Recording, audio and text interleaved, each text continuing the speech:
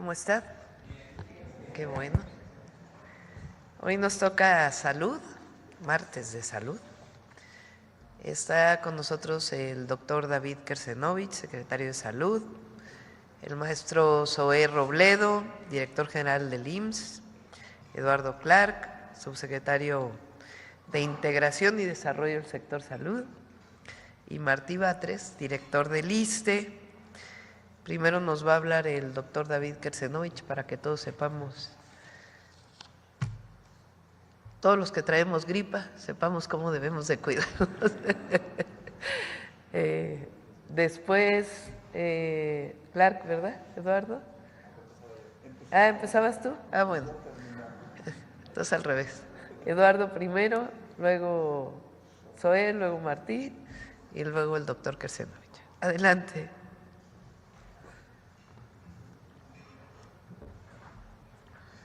Hola, muy buenos días a todos. Con su permiso, Presidenta. Les quiero dar una actualización del proceso de compra de insumos, tanto medicamentos como material de curación, reactivos y pruebas del sector salud para los siguientes 2 años. Siguiente.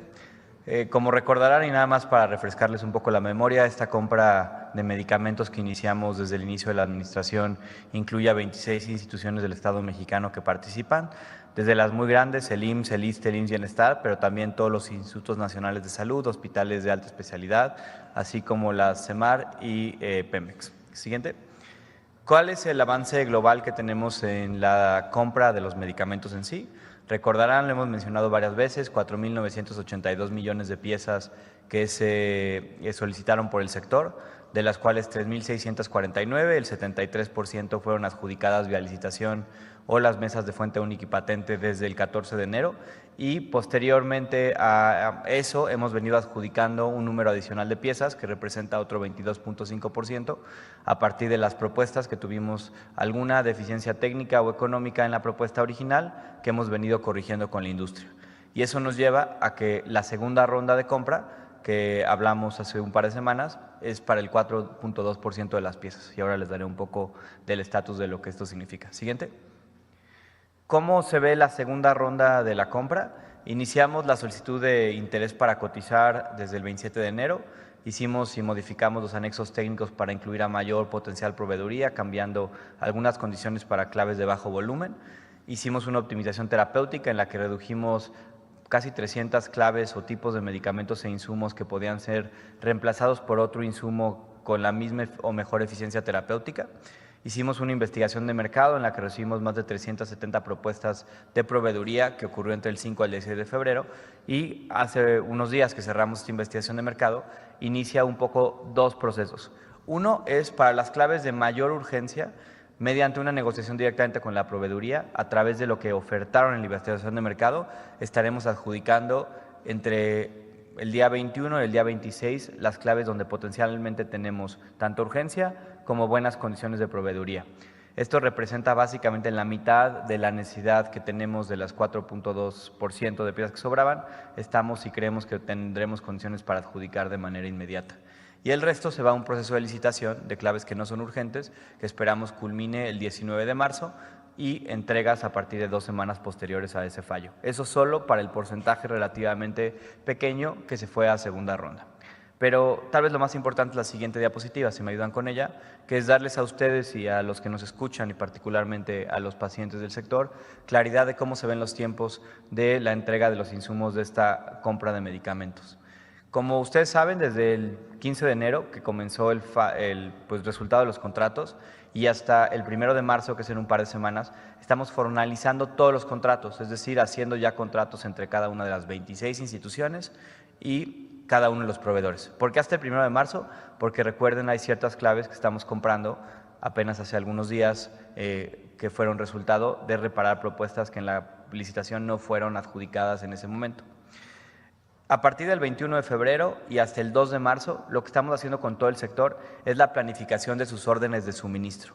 ¿Qué significa esto? Y esto es crucial, que cada clínica, cada hospital, cada centro de salud, cada lugar que requiere insumos está diseñando exactamente cuántas piezas y de qué tipo de insumo de medicamentos, de reactivos, de pruebas, de dispositivos, va a solicitar a la proveeduría a partir de que los contratos puedan ser ejecutados. Este es un proceso no trivial de planeación, porque lo que estamos identificando, y les pongo el caso del IMSS Bienestar, es exactamente qué requiere cada unidad para que esto pueda ser notificado a la proveeduría y pidamos todo junto el 1 de marzo, que inicia la vigencia de los contratos para pedir órdenes de suministro. A partir de este proceso que estamos haciendo, empieza el 21 también, porque tenemos ciertas claves que estamos pidiendo, entregas adelantadas de parte de la proveeduría, que muy amablemente ha dicho que puede participar en entregas adelantadas. A partir del modelo de compra que hicimos, cambiamos un poco la logística. A hospitales, particularmente los grandes, y los institutos nacionales de salud, las unidades médicas de alta especialidad del IMSS, entre otros, los insumos van a llegar directamente del proveedor ahí. Y el proveedor tiene máximo 15 días naturales entre que se le solicita y tiene que entregar. Y también vamos a estar entregando directamente en almacenes estatales, esto para luego ser distribuido en la última milla, que son ya las clínicas y los centros de salud. ¿Qué significa eso? Que vamos a empezar a ver, creemos, entregas a partir del 3 de marzo, de acuerdo a lo que hemos establecido con la proveeduría, y que las entregas más grandes van a ocurrir alrededor del 15 de marzo, cuando empiecen a cumplirse los pedidos de más volumen y de mayor escala nacional. ¿Qué significa eso? Que en clínicas y centros de salud podemos esperar, más bien en hospitales podemos empezar a ver insumos a partir del 5 de marzo, con también el mayor volumen a partir del 15, y en las unidades de salud empezar a ver el mayor volumen de entregas entre el 10 de marzo y el 23 de marzo. Esto es lo que les hemos venido comentando desde que llevamos a cabo la compra consolidada, que lo que buscábamos era darle tiempo a la proveeduría, a la industria farmacéutica para producir, para distribuir, para generar sus cadenas de suministro, para entregar en estos términos.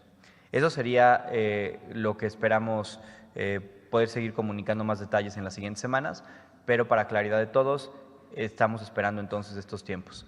También quisiera dejar claro que de parte de la industria farmacéutica ha habido muy buena disposición para acelerar las entregas, es decir, para no solo tener que cumplir los tiempos legales, pero para mejorarlos y eso ganarnos días para poder ver abasto mucho más temprano.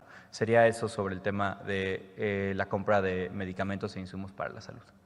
Y si me dan la siguiente, les comento sobre otro proceso que tenemos en puerta en la Secretaría de Salud que complementa el abasto.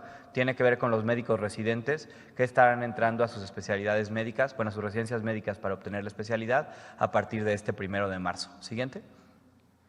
En primer lugar, recordarán ustedes, para ser para ser un médico residente, uno tiene que haber primero concursado en el examen nacional de aspirantes a residencias médicas. Este año pasado, 2024, este examen se llevó a cabo en 4 sedes, entre el 24 y 26 de septiembre, en Querétaro, en León, en Morelia y en Puebla. Y participaron 44,855 aspirantes. Siguiente. ¿Qué es el resultado? De estos 44,855 aspirantes, fueron seleccionados para una residencia médica 18,207, es decir, el 42% de las personas que concursaron efectivamente recibieron una oferta para ser seleccionados para esta especialidad. Del lado izquierdo pueden ver la distribución de las especialidades, donde se concentran en mayor número las de medicina familiar, particularmente para el IMSS, así como las de medicina interna, medicina de urgencias, cirugía general, anestesiología, pediatría, ginecología y obstetricia, traumatología y ortopedia, que representan las que son más de 1,000 plazas al año. De estas 18,000 plazas, de estas 18,799 plazas, 18,207 son para mexicanos, 420 son para el programa de formación a médicos extranjeros, 140 para médicos de la Secretaría de la Defensa y 32 para médicos de la Secretaría de Marina. En términos de cómo se distribuyen las 18,000 plazas en el sector, prácticamente la mitad o un poco más son para el IMSS, 30% para la Secretaría de Salud, que involucra tanto el IMSS como los institutos, IMSS Bienestar, como los institutos nacionales de salud, el 10% para el ISSSTE, el 2% para Pemex y otras que involucran en ciertos casos, inclusive la práctica privada, son el 5%. Siguiente. ¿Qué sigue ahora y cómo ha sido el proceso de selección? La primera vuelta de selección, cuando una aspirante hace su examen nacional a una residencia médica, selecciona sus prioridades en términos de qué especialidades le gustaría cursar. A partir de eso, la Secretaría de Salud y de esos resultados, entre el 21 de noviembre y 19 de diciembre, hacen la primera asignación, es decir, asignan a residentes, a especialidades y a hospitales. Luego, los médicos no asignados, en caso de que alguno de los de la primera ronda haya no optado por hacer efectiva esa asignación, se vuelven a asignar entre el 30 de diciembre y el 28 de enero. Esa es la segunda ronda, tanto para el IMSS como la Secretaría de Salud, que son básicamente el 70% de todas las residencias. Este es un proceso 100% automatizado. Y posteriormente, en lo que nos encontramos ahora, que es la última etapa, es ya con las últimas plazas, los aspirantes que sigan sin encontrar una plaza se presentan en una convocatoria pública de la Dirección General de Educación y Calidad en Salud para hacer la última asignación. Y este 19 de febrero se cierra ya toda la adscripción de médicos especialistas a cada una de las unidades que le toca, con el objetivo que inicien el ciclo académico este 1 de marzo. Es decir, este 1 de marzo tendremos otros 18,000 residentes médicos iniciando ya su ciclo académico en las instituciones del Estado mexicano. Siguiente. Y una cosa importantísima, porque luego ha salido públicamente que no estamos formando tantos médicos como deberíamos, es esta gráfica. Esta gráfica lo que muestra es el crecimiento del número de plazas de residencias médicas que ha habido en el sector en los últimos ya casi 15 años. En el 2011, por ejemplo, se abrían y el gobierno mexicano pagaba con una beca solo 5,999 plazas para médicos residentes. Entre 2012 y 2018 este número se mantuvo relativamente estable entre 7,000 y 8,000 plazas y como pueden ver a partir del 2021 el gobierno del presidente López Obrador prácticamente duplicó el número de plazas para aspirantes a residencias médicas, pasando de 9,480 en el 2020 a 17,910 y hemos venido creciendo a una razón de un par de puntos porcentuales cada año para que este 2025 sea el año donde históricamente formemos a más residentes en el sector. 18,799 es lo que estamos contemplando. ¿Sí me dan la siguiente? Esto en particular es la submuestra de cuántos están ingresando al IMSS Bienestar y a los Institutos Nacionales de Salud. Pueden ver además que este año tenemos un brinco adicional para fortalecer la formación dentro del IMSS Bienestar, pasando de 4,015 plazas el año pasado a 5,516 este 2025. Y pueden ver que estamos a prácticamente entre 3 y 4 veces más de lo que se formaba en 2017 para el sector salud, adscrito a la Secretaría de Salud, ya sea el IMSS Bienestar como el Instituto Nacional de Salud. Siguiente.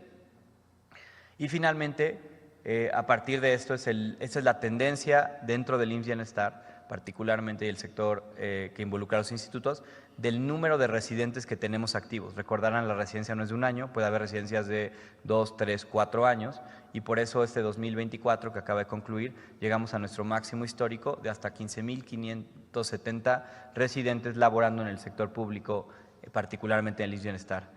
Recuerden, estos residentes no solo son estudiantes, sino son una parte crítica de la fuerza laboral que tiene el sector salud para resolver las necesidades de los pacientes en todo el país. Y afortunadamente, desde el inicio de la administración del presidente López Obrador y ahora continuando con la de la presidenta Sheinbaum, tenemos una tendencia creciente de cada vez más espacio para formar médicos, residentes especialistas, pero también una capacidad de una plantilla laboral más amplia para atender a los pacientes de nuestro país. Muchas gracias.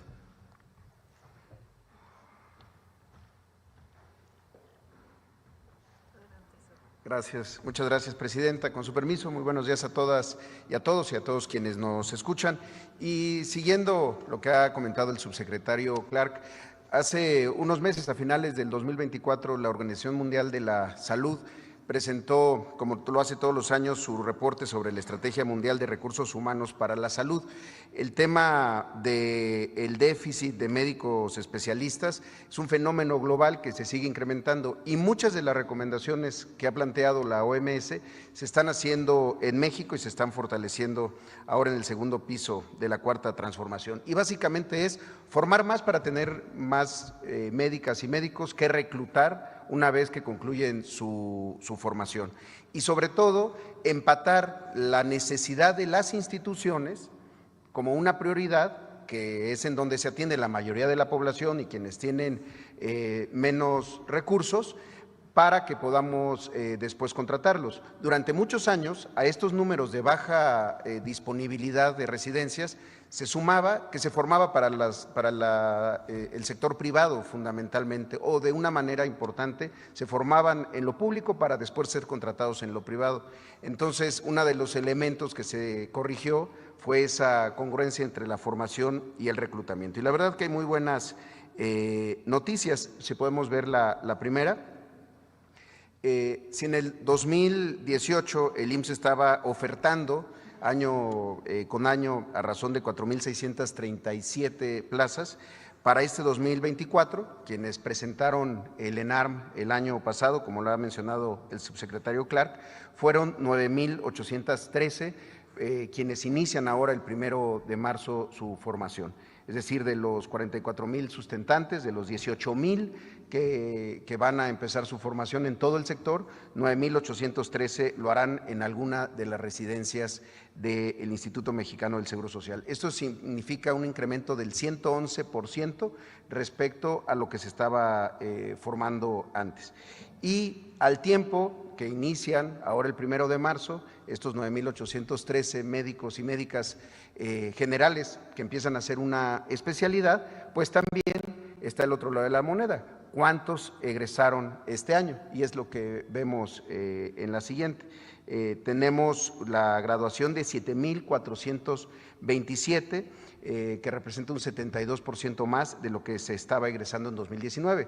Ahora estos 7,427 es el momento en el que inicia todo el esfuerzo por su reclutamiento, es decir, por ofertarles diferentes bases en diferentes hospitales de todo el país. Algo que es importante, si podemos ver la siguiente, es cómo se hace esto. No es solamente disponer de más recursos para las becas de los médicos y las médicas residentes, porque siempre se tiene que cuidar que el incremento no dañe o no altere la calidad de la formación. Por eso de 2019 a 2025, el incremento de residentes, que pasó de 15,000 a 26,000 en todos los años, los R1, R2, R3, R4, R5, también significó contratar a más médicos y médicas, profesores, titulares y adjuntos. Hoy son 5,212, además de las sedes. Se tenía una idea de que las sedes siempre eran en hospitales de tercer nivel, centros médicos nacionales o en los hospitales regionales más grandes. Pasamos de 200 sedes a 389 sedes. Eso también significó crecer la formación en hospitales de zona, hospitales de subzona, pero también en unidades de medicina familiar, donde se forman esta especialidad que es fundamental para el sistema, que es la medicina familiar. También es importante decir que si en 2019 teníamos 760 cursos, hoy son 1,303. Ahora, y bueno, también están los centros de simulación y excelencia clínica y quirúrgica, que son estos grandes espacios en donde se forman, hay 3 en el IMSS, uno en Mérida, otro en Siglo XXI, otro en Guadalajara, en Jalisco, que es la tendencia global de hacer en la simulación, desde la simulación de una consulta hasta la simulación de un parto, de una cesárea, de una intervención en urgencias. Ahora, pasamos en la siguiente de la formación, ahora sí, al reclutamiento. Este año estamos ofertando estas 8,869 plazas de médicas y médicos especialistas. Esta es la distribución de lo que se saldrá a ofertar en unos días más, en lo que conocemos como el draft, el proceso de reclutamiento en donde acuden de todo el país a observar, a conocer cuáles son las ofertas de su especialidad en todo México, en el sistema IMSS, y entonces lograr su contratación. Todas son plazas directas, digamos que a quien se contrata ya va con una plaza. Solo lo ponemos en términos de los estados que están concentrando mayor oferta son la Ciudad de México con 1,169, Chihuahua con 748, el Estado de México con 723, Sonora 586, Chiapas 461, Veracruz 457 y Jalisco 445. La meta es que logremos el 100% de la contratación. La siguiente. Ahora, estas son las diferentes especialidades que se están saliendo a ofertar de estas 8,869 plazas. El 53% se concentra en 6 especialidades que conocemos como troncales: medicina familiar, medicina de urgencias, medicina interna, anestesiología, ginecología y obstetricia e imagenología diagnóstica. Hace unos años, un par de años, pediatría, por ejemplo, era una de las que teníamos mayores vacancias. Hoy, afortunadamente, se ha ido logrando cubrir porque iniciamos desde 2020-21 el incremento en la formación. En la siguiente, Esta congruencia que hemos mencionado tiene que ver con cuántos de los residentes se contratan. En promedio, en los últimos años, se ha logrado un total de 86% de los egresados que se contratan. Es decir, el IMSS deja de ser la institución formadora y se convierte en la institución empleadora. Mientras que en 2019 se contrató a 5,080 egresados, el año pasado se logró contratar a 7,900, un incremento del 55%. Y si lo vemos en todo el periodo del 2019 al 24, se han contratado un total de 36,608 residentes, mismos que en su gran mayoría formó el propio Instituto Mexicano del Seguro Social. Para 2025, como mencionaba, se espera la contratación de los 8,869, con lo que llegaríamos a un total de 44,477 médicas y médicos especialistas contratados. Y finalmente, si nos lo permiten, pues queremos seguir difundiendo esta convocatoria 2025. El pasado 27 de enero se emitió ya esta convocatoria para el reclutamiento de residentes. Está dirigida tanto a residentes del IMSS como de otras instituciones que egresan de diferentes institutos, de diferentes sedes de formación, también de algunas de las que son en instituciones privadas. El evento de reclutamiento para los residentes empieza el 26 de febrero y concluye el 7 de marzo para los residentes del IMSS, y después se abre la etapa para residentes externos del 10 al 13 de marzo. Este registro es presencial en el Centro de Convenciones del Sindicato Nacional de Trabajadores del Seguro Social, que está aquí en la Ciudad de México, en Churubusco, y los interesados en participar pueden subir sus documentos y revisar la convocatoria completa en la página del IMSS, ims.gov.mx, y dar clic en el apartado de reclutamiento IMSS a médicos especialistas. Y finalmente, Presidenta, una noticia muy importante, también lo hemos estado haciendo desde el año pasado y lo replicamos este año, porque hay muchas plazas que se conocen como de difícil cobertura o lugares nuevos que tienen que ver con los nuevos hospitales. Una de las indicaciones que nos ha dado la Presidenta es que todo lo que construyamos, equipemos y echemos a andar tenga siempre todos los médicos y médicas especialistas, es decir, hacer una muy buena planeación, no solamente desde la lógica de la infraestructura y el equipamiento, sino también de la contratación, porque de nada sirve tener un hospital con el mejor equipo y con insumos si no se cuenta con quienes son los profesionales, hombres y mujeres, que permiten que ese lugar sirva para salvar vidas, para sanar. Entonces, con este criterio es que para tanto los hospitales de próxima apertura en Ensenada, en Hermosillo, en Tuxtla Gutiérrez, en Ticul, en Guanajuato, en Ciudad del Carmen, en Navojoa y en Tula, además de Zaragoza y Puebla, se cuente con estímulos. Para estos primeros hospitales, el 1 de marzo al 26 de febrero del 2026, se dará una compensación adicional de 6,620 pesos mensuales para quienes cubran las plazas de estas nuevas instalaciones y en estos estados. En el resto de los hospitales que se tenga otros niveles de cobertura, también se están planteando estímulos del 50% para médicos especialistas y también para otros estados u otras sedes que no son de difícil cobertura, pero que también se requieren de ciertas vacantes, se están buscando compensaciones del 30%. Hace unos días, justamente el subsecretario Clark nos acompañaba en la sesión del Consejo Técnico donde se discutió esto y se veía que con el esfuerzo que se había hecho la vez pasada, se había logrado acortar en 15% la vacancia de médicas y médicos especialistas. Estamos hablando muchas veces de turnos complejos en la noche o de hospitales que están en zonas más apartadas, pero esto nos ha dado un buen resultado, teniendo una vacancia de un solo dígito de 9% que se busca cubrir para llegar siempre al 100%. Y finalmente tenemos un pequeño video de 2 minutos, si nos lo permiten, y con eso concluimos.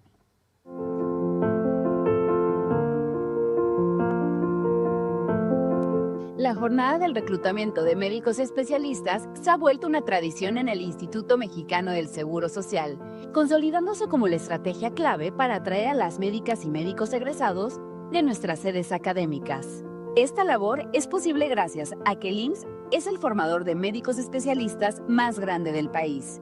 Actualmente, 26.964 médicas y médicos se encuentran realizando su especialidad en alguna de las 389 sedes académicas en el país. El próximo jueves 20 de febrero, en una ceremonia en la Unidad de Congresos del Siglo XXI, egresarán más de 7.400 médicas y médicos residentes. Como cada año, miles de médicas y médicos participan del evento de reclutamiento con la expectativa y el deseo de continuar su carrera profesional en el IMSS. En un hecho sin precedentes en 2024, se logró la contratación de 7.900 residentes para fortalecer los servicios médicos del Seguro Social para ser designados a las entidades con mayor necesidad. Para este año, el draft se llevará a cabo del 26 de febrero al 13 de marzo. Para residentes internos del 26 de febrero al 7 de marzo y médicos externos del 10 al 13 de marzo. El evento tendrá lugar en el Centro Social y Deportivo Churubusco del Sindicato Nacional de Trabajadores del Seguro Social, ubicado en Calzada de Tlalpan. Nuestro objetivo, lograr la contratación del 100% de las 8.869 plazas que se estarán ofertando, incluyendo las de los nuevos hospitales de próxima apertura, la contratación más grande en la historia del instituto. Si aún no lo has hecho, ingresa tus documentos a la siguiente página: www.rh.ims.gov.mx/residentes interno/. Gobierno de México. Muchas gracias, sería todo. Adelante, Martín.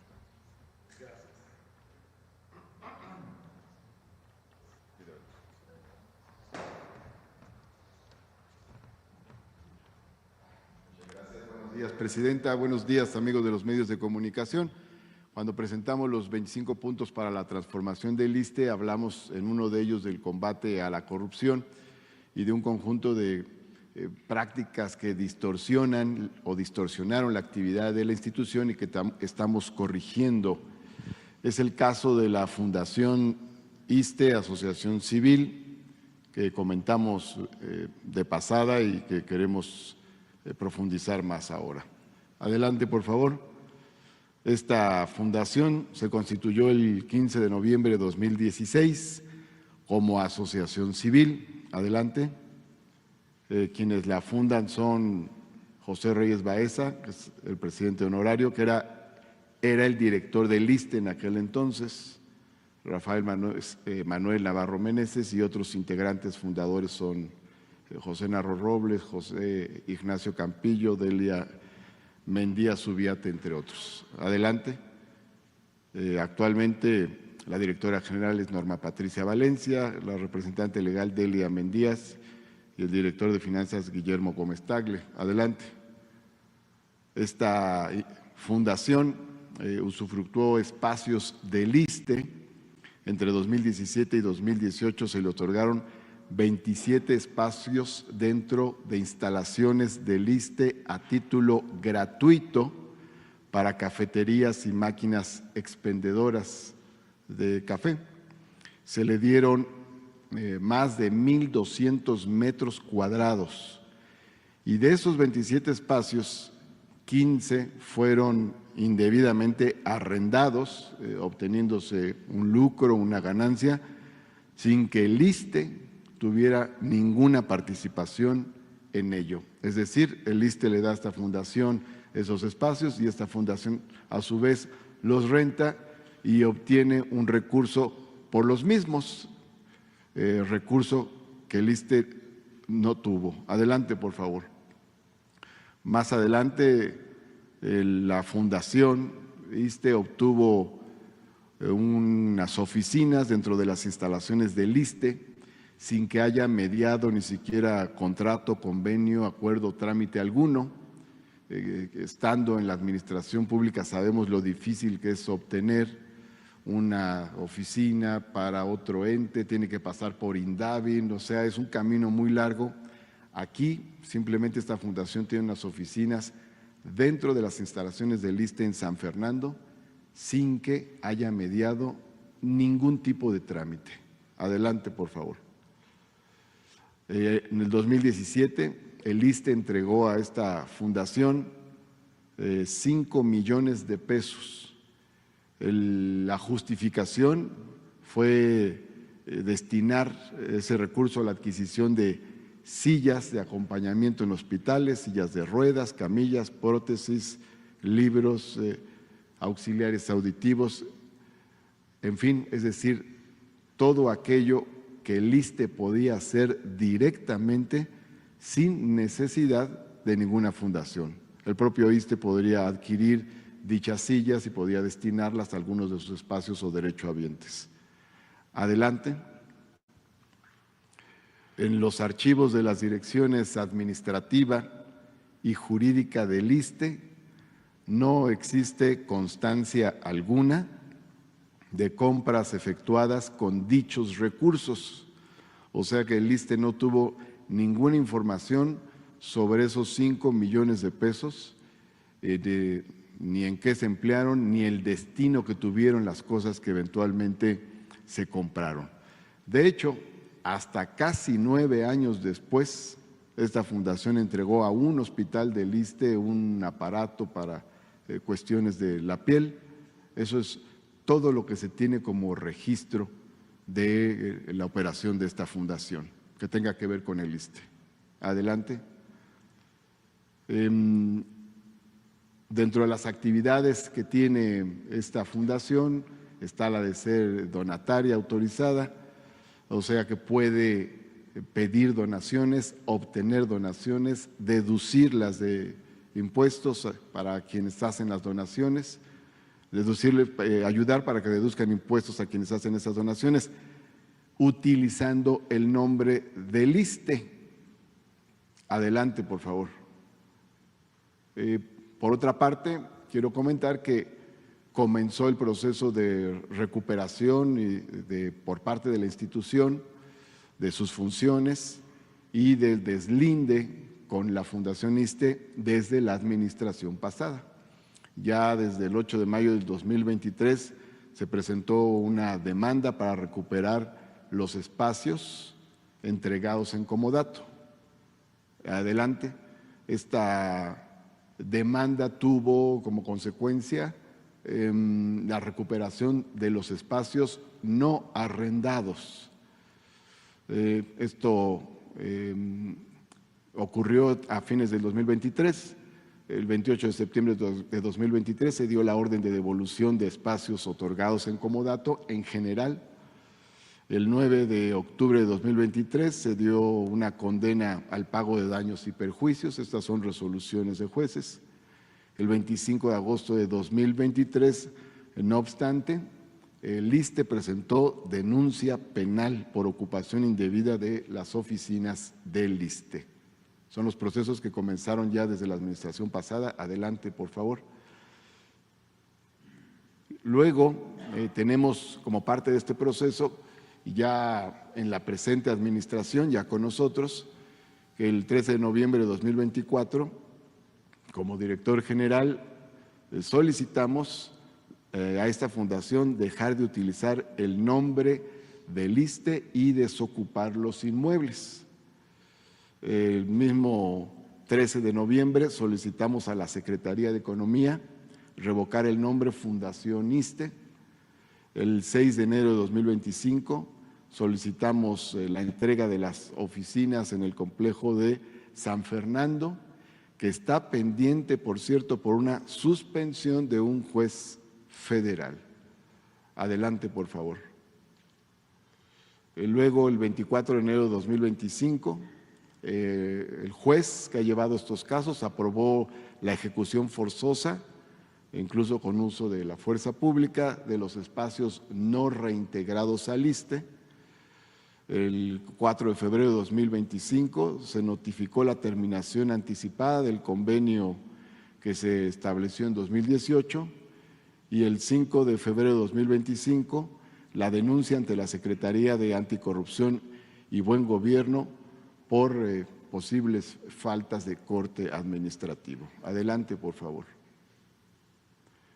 En estos últimos días, con la resolución del juez, se han recuperado espacios que estaban siendo arrendados a empresas con cafeterías y servicios de este tipo.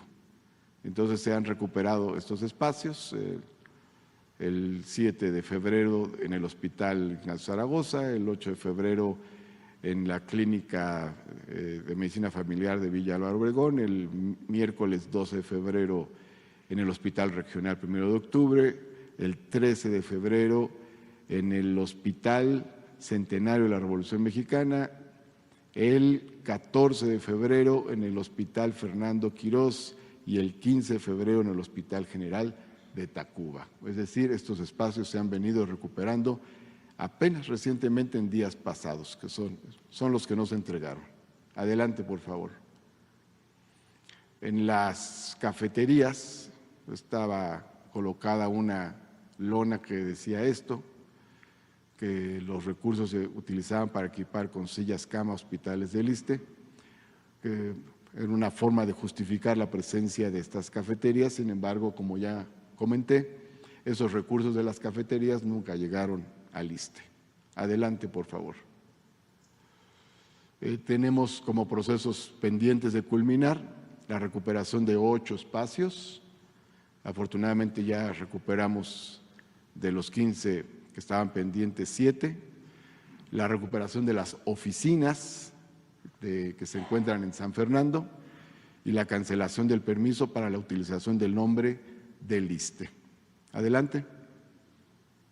Termino señalando que el caso de la Fundación ISSSTE es uno de esos ejemplos representativos del proceso de privatización y saqueo de instituciones públicas que ocurrió durante el periodo neoliberal, cuando los propios funcionarios públicos crearon instituciones privadas de intermediación para desviar recursos públicos que podían haberse invertido directamente desde las instituciones públicas.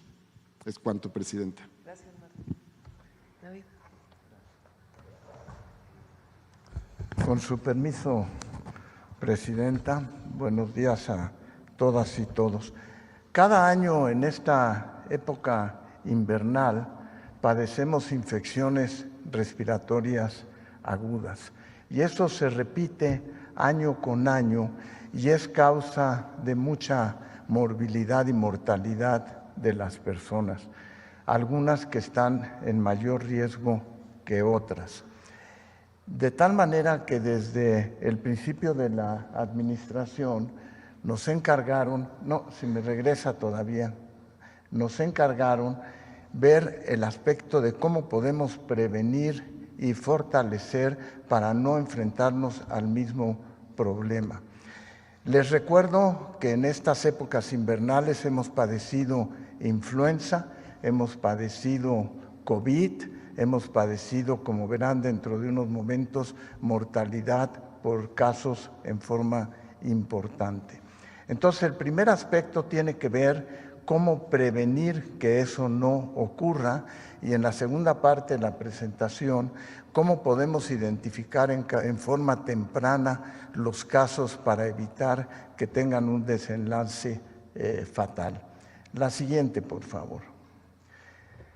De tal manera que la estrategia que se siguió en prevención por instrucciones de la presidenta Sheinbaum fue empezar la vacunación contra influenza y contra COVID a las 2 semanas de haber iniciado esta administración en forma temprana en el mes de octubre. ¿Cómo hemos avanzado hasta la semana 18? Que vamos en las 2/3 partes de la prevención y verán después por qué queremos presentar ahora en 2/3 partes del proceso para fortalecer la atención primaria. A la semana 18 se han aplicado casi 30 millones de vacunas contra influenza en todo el sector y hemos logrado alcanzar una meta de vacunación de 83.27%. El otro aspecto importante de la vacunación contra influenza es que por primera vez estamos usando una vacuna tetravalente contra todos los serotipos de influenza y además esta vacuna ha sido ya fabricada en México. La vacunación de este año es con vacuna que se fabricó en México y que cubre todos los estándares internacionales descritos. A partir de esto, me pasa la siguiente diapositiva, les muestro cómo se ha comportado los casos de influenza comparados con los mismos periodos en años anteriores. En 2021 y 2022 teníamos 136.409 casos, que fue el periodo más severo que tuvimos de influenza. El siguiente año disminuyeron a 69.169 casos. El año pasado a 36.974, y en la vacunación que empezó en octubre 24 hasta la fecha, llevamos 31.039 casos. O sea, se ha logrado disminuir los casos de influenza en el país. La siguiente diapositiva, por favor. ¿Qué ha pasado con el COVID? Con el COVID han ocurrido distintos factores. A la semana 18 de vacunación se han aplicado casi 6 millones de vacunas de COVID, teniendo un avance de 83.27% en la vacunación de COVID. ¿Por qué se ha disminuido el COVID? Por una parte por la vacunación, por otra por la inmunidad por rebaño, la gente que ya tuvo COVID durante periodos anteriores al actual, pero toda esa mezcla, incluyendo cambio climático, etcétera, ha resultado, me pasa la siguiente diapositiva, por favor, vean el comportamiento que hemos tenido en casos de COVID y la importancia de iniciar en forma temprana la vacunación universal. En 2021 a 22, que fue el periodo de mayor casos, tuvimos registrados 295.268 casos, disminuyeron después a 67.693. Parte del año pasado tuvimos 15.145 casos y en la actualidad documentados tenemos 3.065 casos, es decir, casi el 1% de lo que padecimos en la epidemia que tuvimos de COVID en la pandemia. Y eso se ha logrado entre la vacunación, la inmunidad por rebaño y el mismo cambio climático. La siguiente, por favor. ¿Por qué presentar esos datos? Porque seguimos teniendo casos que cuesta trabajo diferenciar entre enfermedad respiratoria aguda, y aquí les muestro algunos de los resultados del análisis cuando cualquiera de nosotros presenta un cuadro gripal. Si se dan cuenta en esta diapositiva, todos tienen malestar general, tienen cefalea, y uno entra en la duda de decir, ¿estaré teniendo COVID, estaré teniendo influenza o tengo un resfriado común? De los datos que tenemos, los pacientes que tienen COVID generalmente tienen fiebre y tienen poco dolor de garganta y poco catarro y congestión nasal. Tienen las manifestaciones generales de gripe. En cambio, el que tiene mayor severidad en fiebre, dolor de garganta, catarro y congestión nasal, las tres cosas, es el paciente que tiene influenza. Y el que tiene resfriado común también tiene dolor de garganta en menor cantidad, catarro, pero pocas veces tiene fiebre. Muchos, cuando tenemos un cuadro gripal sin fiebre, probablemente estamos teniendo una gripe común y corriente.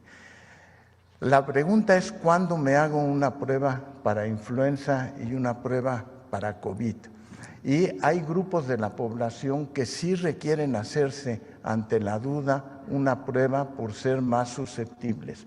Son pacientes con enfermedades crónicas, diabetes, hipertensión arterial, insuficiencia renal crónica, que cuando tienen la duda requieren hacerse la prueba. Pacientes que están en tratamiento con cáncer deben de hacerse la prueba. Personas mayores de 70 años de edad. Pacientes que están en lista esperando un órgano para ser trasplantado o pacientes que están ya trasplantados.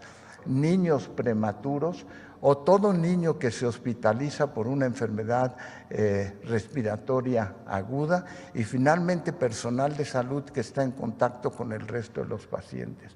El resto de la población tiene que tratar en los primeros 5 días de darse cuenta de qué tipo de padecimiento tiene y no tiene que recurrir necesariamente a hacerse una prueba de influenza o de COVID. La siguiente, por favor.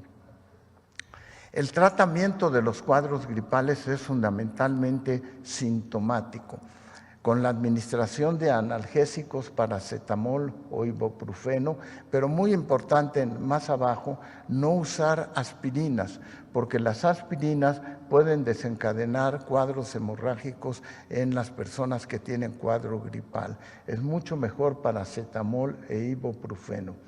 Pueden usar descongestionantes o humectantes nasales, mentol, miel, eucalipto o irrigación con soluciones salinas nasal, irrigación nasal. Algún expectorante, usos de jarabes que tienen acetilcisteína y sobre todo mantener una hidratación adecuada. No es recomendable el usar jarabes o pastillas que tengan codeína tratando de suprimir la tos.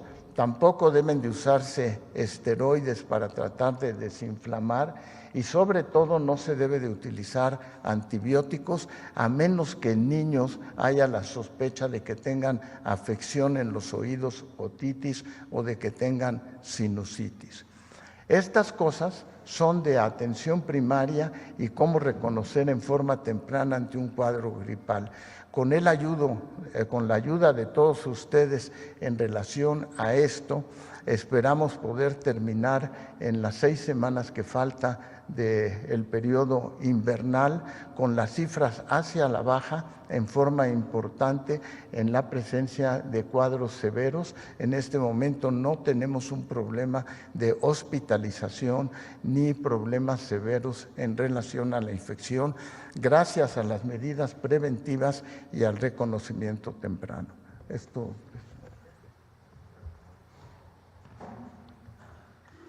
Listo. ¿Perdón? Tema de médicos. Vamos primero.